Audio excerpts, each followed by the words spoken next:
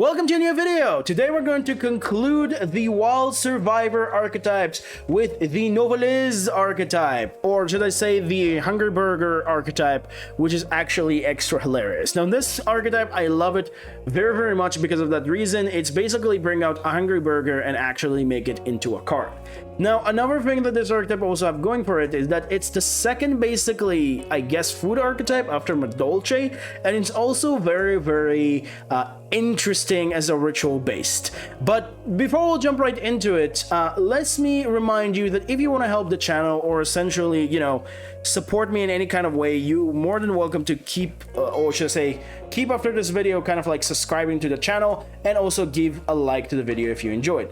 And of course, let me know in the comments down below what do you think about my breakdown, what questions do you have, or what things I essentially miss. But without further ado, let's jump right into the mechanics themselves.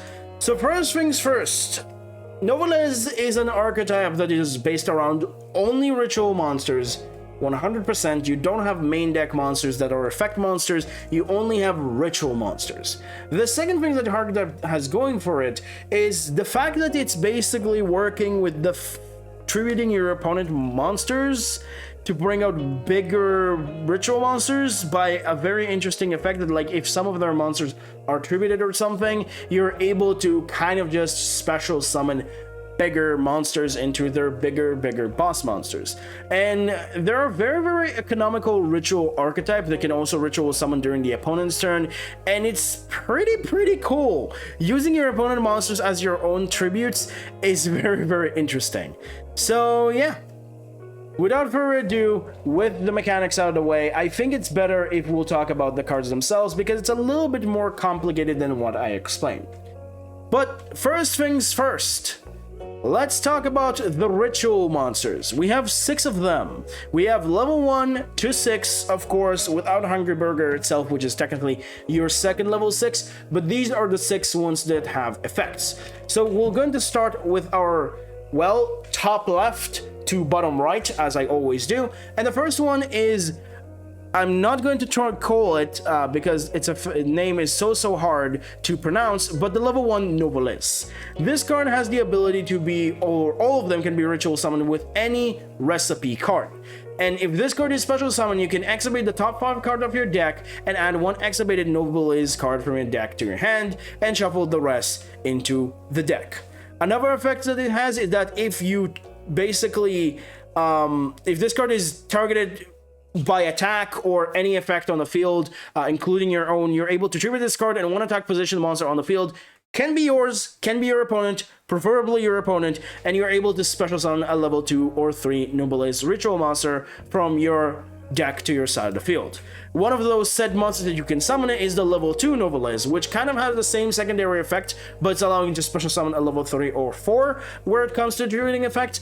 And its own effect is that if this card is special summon, you can target 1 spell trap card on the field and destroy it, which is fine. So that is actually kind of okay.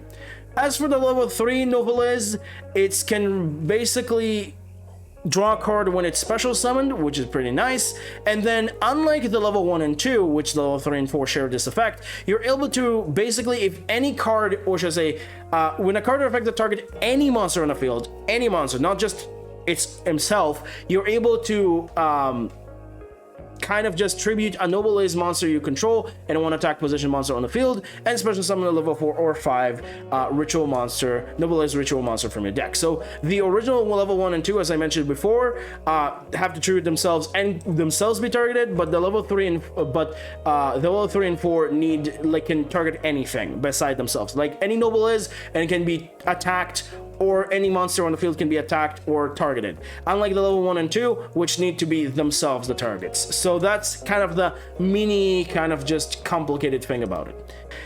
As for the level 4 allows you to target up to 3 cards in any graveyard and shuffle them into the deck. That's its own effect, and if it's, you know, used for effect, unlike the level 3, it's summon level 5 or 6.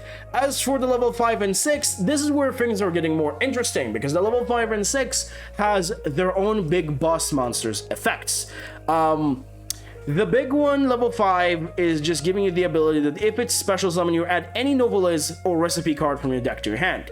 And then you also have the ability as a quick effect, if it was special summoned by a Nouvelles effect, you're able to basically tribute attack position monster that your opponent control, and basically you're able to special summon level 6 Nouvelles ritual monster from your hand or deck.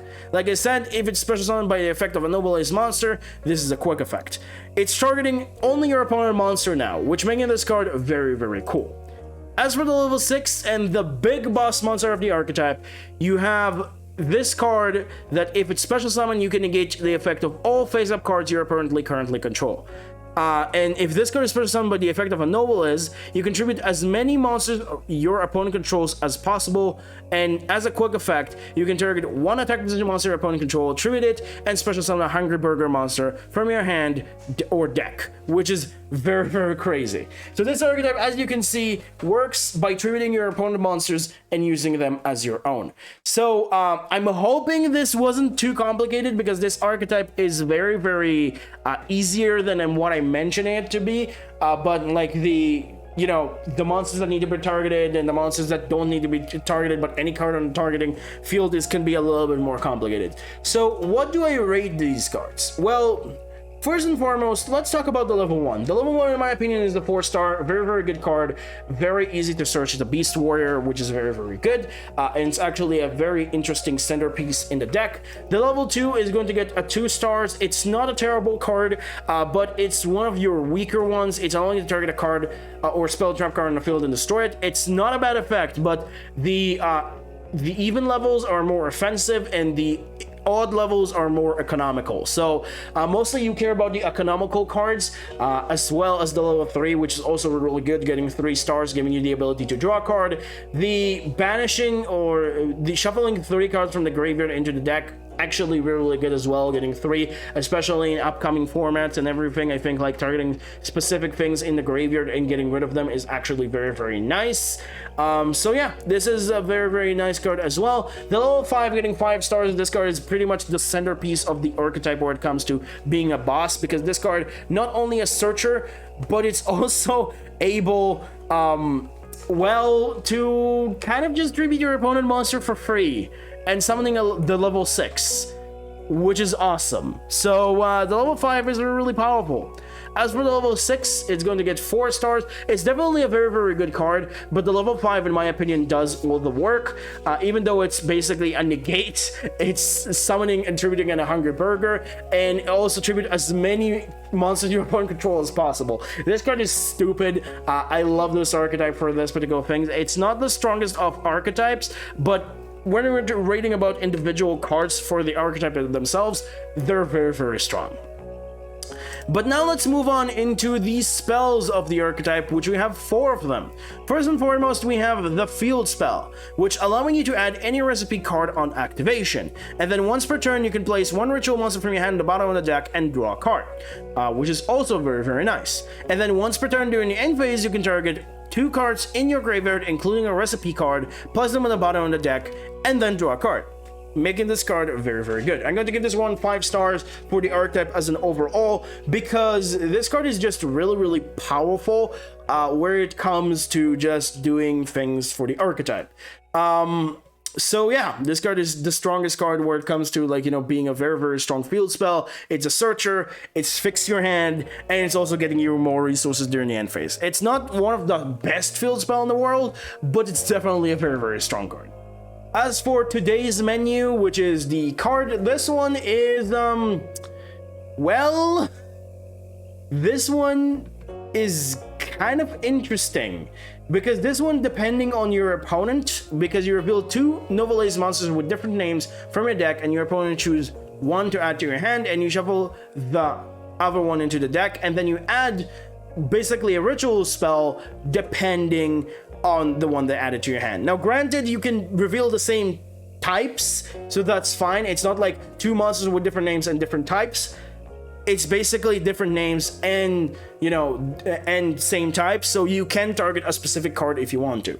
If you reveal a Beast Warrior, you're adding the fish recipe. If you reveal a warrior, you're adding the meat recipe. The fish recipe is the better one out of the 2, and the fact that you're able to kind of just, you know, basically getting a mini pre-preparation of rights for the archetype. Very, very good. Again, in my opinion, just getting 5 stars. You're able to target kind of what you want, even though your opponent can choose one of them, but it's kind of what you want, so that's really, really cool. As for the ritual spells themselves, as I mentioned before, we have Fish Recipe and Meat Recipe. Both of these cards are really cool because they are searchable by pre-preparation of rights due to the fact that they have the name of the first one, level 1 and 2. Like the Fish Recipe have the name of the level 1, and the Meat Recipe has the name of the levels 2. They can be used to ritual summon any Novelized ritual monster to tribute monster from your hand or field with level equal or exceed the level of the ritual monsters. Both of them do the same thing, but again, if you ritual summon the level 1 or 2 with the Fish Recipe, the level 1, you're able to add any recipe ritual spell from your deck or graveyard to your hand. And with the level 2, with the Meat Recipe, you're able to change all defense position monster your opponent controls to attack position, which is actually not bad if you're trying to kind of like tribute their monsters. And again, like I mentioned, the Meat and Warrior are the more offensive one. The Fish and Beast Warriors are the more economical one for you. And that does it for the spells. So for the spells, rituals, before we move into the traps, I think the Fish Recipe getting a 4 is a lot better than the Meat Recipe, which getting a 2. It's fine. It's not a terrible one. I guess you can bump it to 3 if you think it's a little, but I'm talking about the secondary effect, which much matters to me because both of them kind of do the same thing. And the Meat Recipe is definitely the worst one out of the 2. Still, both of them are actually quite fine. As for the 2 traps, we first have the Staff Recipes that allow you to target ritual monster you control, special summon 1 Novelized token with the level of that monster, and then you can send this face-up card from a spell trap card zone to the graveyard to ritual summon 1 Novelized monster from your hand by tributing monster from your hand or field with total level equal to the ritual monster, and you can only use each effect once per turn. This card, in my opinion, actually getting 4 stars, a lot more higher than I thought it will be, because of one reason. Due to the fact that this card allowing you to have an easy target for your level 1. Very, very good, very, very powerful, and just giving you an easy target to then tribute your own monsters or your opponent monsters to then summon like the level 3, the level 5, the level 6. It's just really, really good, very, very powerful, and a ritual summon by itself. And then for the last card, Chef's Final or Special Recipe. This card allowing you, when a spell, trap card, or monster effect is activated while you control a Novelized ritual monster, to negate the activation and destroy that card. And if you control a monster that was special summoned by the effect of a Novelized monster, or should I say, like, you can only use this card if you control a Novelized monster, ritual monster, and if you control a ritual monster that was special summoned by the effect of Novelized, you can also destroy it. This is a kind of a line of text that kind of really confused me when I read it right now, so I'm sorry. It's basically, it's a negation regardless, but if you also control a Novelized monster that was special summoned or a ritual monster that was special summoned by the effect of a Novelized, you're also able to destroy the card. So that's actually kind of nice. And if you special summon a Hungry Burger, you can banish this card from the graveyard and tribute as many monsters your opponent controls as possible. This card is really crazy where it comes to that. So it's another free tribute your opponent monsters, which is really nice. I'm going to give this one 3 stars. I think this card is actually extra funny. But that does it for the archetype itself, and let's talk about its strengths and weaknesses, because the archetype actually suffers from few particular things. The first is that it's a ritual archetype. Being a ritual archetype is actually a very big hindrance. You will be surprised how a big hindrance this is. This is basically making this archetype just a lot weaker. Yes, there's a lot of cards that can support it, but because it's ritual and the way that it works and depending on your opponent cards, it's actually very hard to use sometimes. However, this archetype is extra hilarious, extra powerful where it works, but do keep that in mind that your opponent can maybe even bury you during his own turn due to the fact that you can special summon many cards during the opponent's turn. And also, if they have a board breaker, this archetype kind of gone. So yeah, there are a lot of things going on with this archetype, but also against it. So if the star aligned to you as the star on their clothing, you'll be fine. If not, then maybe not. But again, this archetype is pretty cool and has a lot of searching capabilities and things that are going on for it. And speaking of those cards, let's talk about the card that this archetype is good with. So first and foremost, of course, Rhoda and Tanky comes to mind because your level 1, 2, 3, and 4 can be searched with those cards. You can get them to your hand and essentially start your plays if you need a ritual monster. The incantation monsters can also work because you don't really care about your extra deck that much, so imps can actually help you quite a bit. The Mekanko engine to give you some kind of protection, also very, very nice. Magician souls with the ritual monster that searches also works really well. You can send spells and traps you don't want to get extra draws, as well as just in general have a little bit more, you know, consistency in the deck. Of course, we also have the Limpermancer archetype that can actually work with this quite a bit, because you can reveal ritual monsters getting advantage because this archetype is very, very much ritual based. And then we also have pre-prep and prep, because both of these cards can be used for this archetype. Pre-prep, like I mentioned before, with Fish Recipe and Meat Recipe, can search your level 1 and 2. And for the last one that makes in the main deck sense, Divine of the Herald, because it can send Herald of the Arclight to search for your card. And of course, you also have Dina Mondo that can also just help your archetype in general where it comes to ritual cards themselves. But for cards that are good against this archetype, there are quite a few. Ash Blossom, Didi Crow, maybe sometimes, depending on the, you know, situation, but mostly Ash Blossom, board breakers of some sort, sometimes even a kaiju to just get rid of your monster, and then you can actually not really do whole a lot, because if you get rid of the one Novelist monster you have, it's pretty much game over. Dark Ruler No More, Evenly Matched, Imperm, all of these cards are essentially can kill your deck quite easily. There's also other hand traps that I can count, but for the time being, these are the ones that I remember from the top of my head. But yeah, these are the cards that are very, very good against this archetype as well. And of course, let's talk about the end of the video where it comes to this archetype. So now, as I mentioned before, I give this archetype very, very high rating for each of individual cards. However, for its overall performance, I'm actually going to give it a 2, because yes, the individual cards very strong. I might actually just going to make a message that I may be knocking 1 star out each and every one of these themselves, because of the stuff that I'm pretty much sure this archetype is not going to be crazy, but it definitely have a very, very cool and funny baseline. It's also like I couldn't just not give them a high star rating because of their food, and the fact that they're able to do just such a funny thing using Hungry Burger as your main boss monster, of course, beside the Novelist level 6, which is really, really cool. But like I mentioned before, this archetype is mostly a gimmick, so it doesn't really work the best. It's fine, it's cool, it's definitely have some things going on for it, and it has a lot of searches, but it's just not going to keep up. It's definitely a fun rogue option, and I see people can experiment with it and think like this is the big next ritual deck.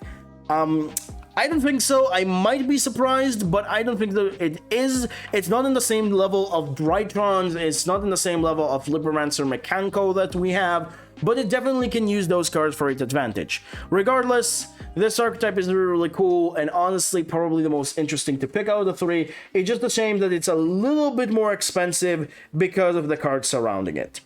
But yeah, that's pretty much does it for the video, and does it for Wild Survivor as a whole. Hope you enjoyed, and I'll see you in the next one where it comes to other videos that I'll make, which the first one after these is the Red Raptor deck list. So see you in the next one. Bye bye.